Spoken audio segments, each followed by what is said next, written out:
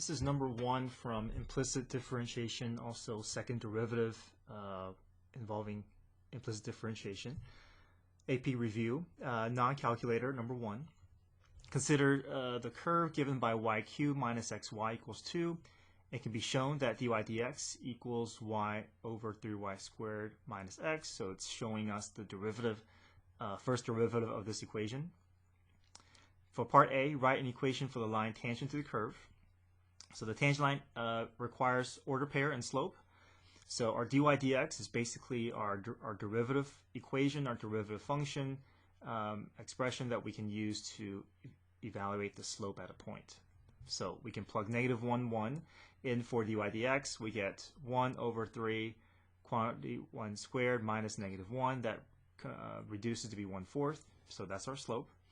Our order pair is given to us, negative 1, 1. So we take our order pair, we take our slope, and then we put into point slope form. Y minus y1 is equal to m times x minus x of 1.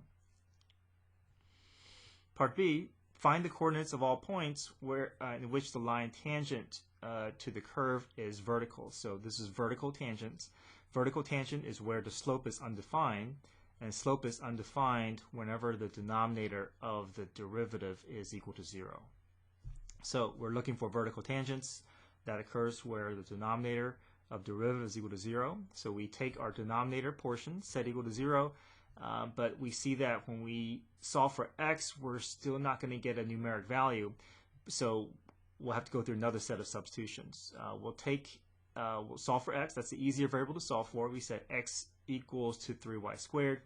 And if we want to get down to a numeric value, we can take this and put it back into the original equation, because I can replace every x in terms of y, and if I can get everything in terms of y, I can move forward to solve for y.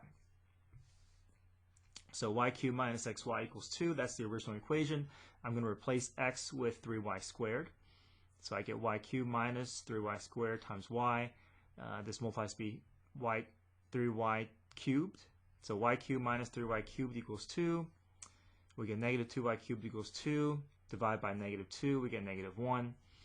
So since y is negative 1, we can go back to the equation and solve for the x value. So negative 1 minus x times negative 1 equals 2.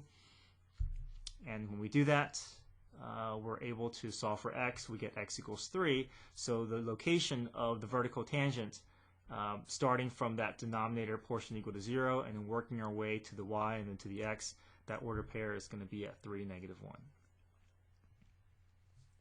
Part C, evaluate the second derivative. So d2y over dx2 is the notation for finding the second derivative at the point where x equals negative 1 and y equals 1. So we're going to have to find the second derivative equation first, and then we can evaluate the second derivative at that point. So to get the second derivative, we're going to work our way to the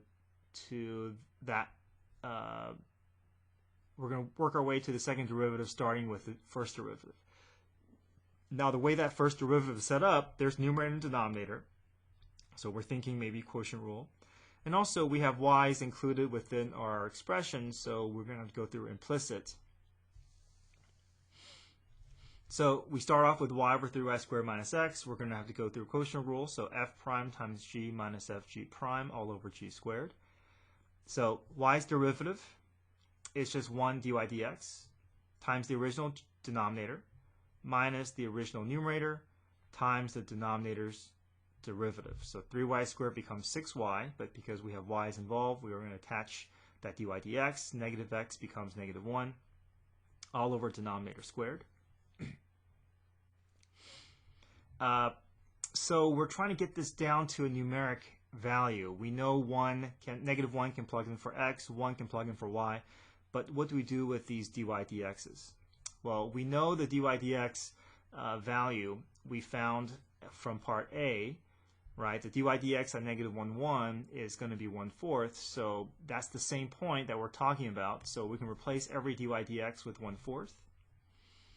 So we have every variable accounted for. Every variable is going to be replaced with a numeric value.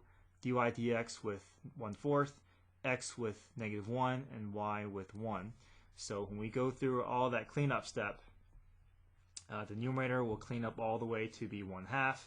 Denominator will be 16, so 1/2 divided by 16 is the same thing as 1/2 times 1/16, which is 1/32.